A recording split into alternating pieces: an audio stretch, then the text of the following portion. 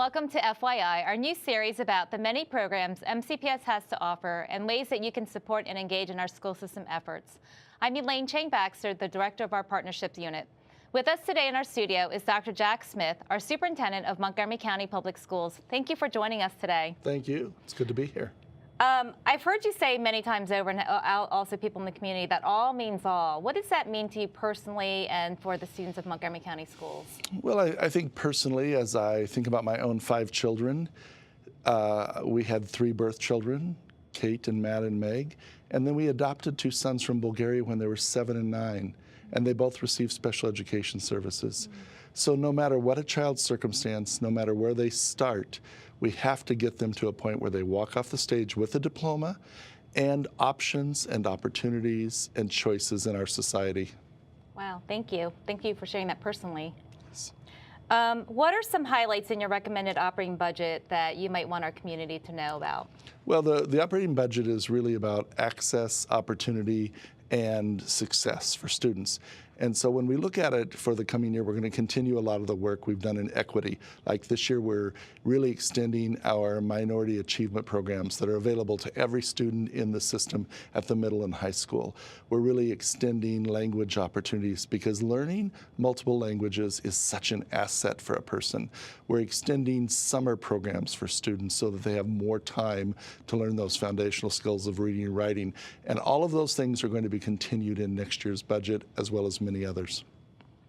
What are some strategies that we're implementing that's going to expand access to some of these programs?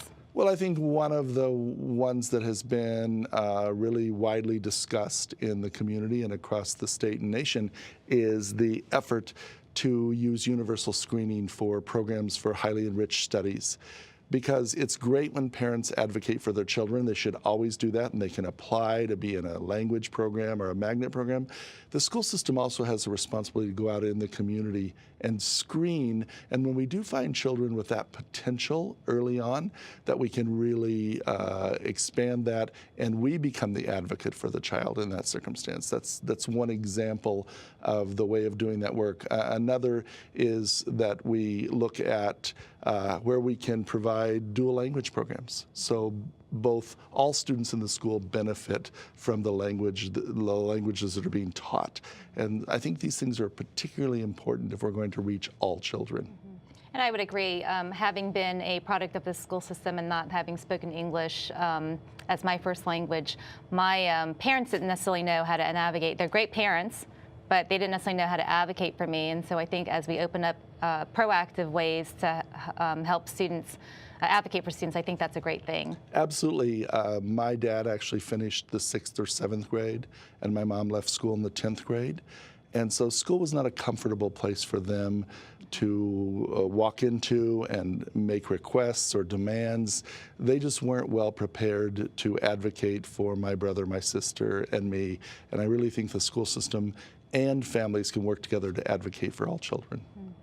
What does college or career readiness mean to you? Why is that so important? Well, in the most simple terms, it means that every single student walks off the stage with a diploma or readiness to learn. So some of our students receive certificates, but they still have skills and opportunities that they can go into the community, they can go into a job, a living wage job is the goal, or they can go into credit-bearing courses at Montgomery College, College Park, Harvard, I don't care where they go, but they can walk into credit-bearing valued courses, and then they have opportunities. And you and I both know that more and more students are doing a mix of those things in their life as they move out of high school and into that young adult stage of life. Certainly, as I've been talking to business partners and community organizations, everybody is so appreciative of the college and or career readiness approach to how we're running the school system.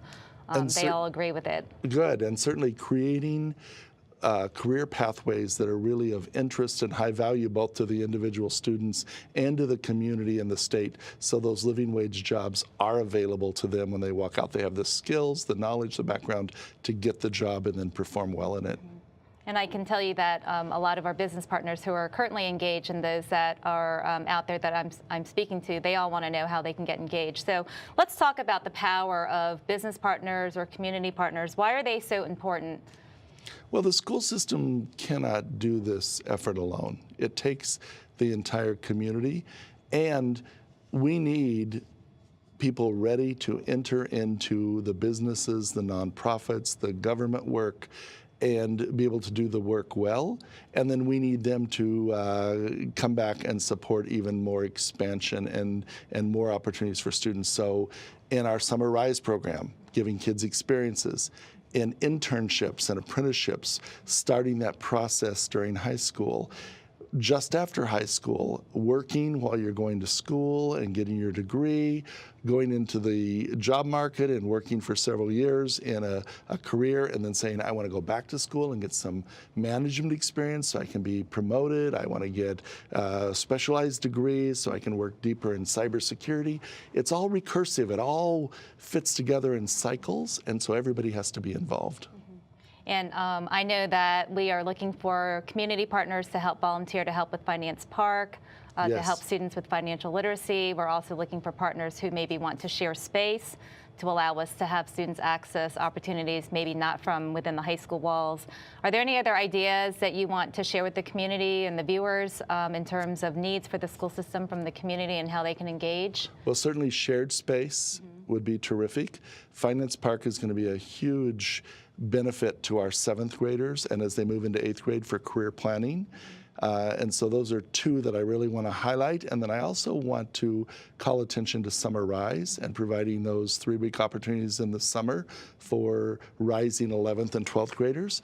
Apprenticeships, we're starting some middle college programs next year where students will work their way through 4 years and end up with both an Associate of Arts degree and a high school diploma simultaneously as they graduate from high school. Those are going to require internships and work experiences. And apprenticeships are also going to be an important part of that, where students can go right into the field of work. There are lots and lots of ways that people can be involved and organizations can be involved if they're willing. And I want to thank you for being on our show today. I know that you have been very open to any ideas, anybody who wants to come meet, anyone who has an idea that maybe we could explore. You're totally open to listening, and I think that's helping us improve access for students for all sorts of programming, whether it's during the summer, whether it's spring break, whether it's after school. So thank you for being on the program. Great. We're all in this together, and we have to be together to do this work and to reach every single student. I'm so glad you said that. Thanks. Thank you. Right. And thank you for watching. I'm Elaine Chang-Baxter, the Director of Partnerships. Join us next time on FYI.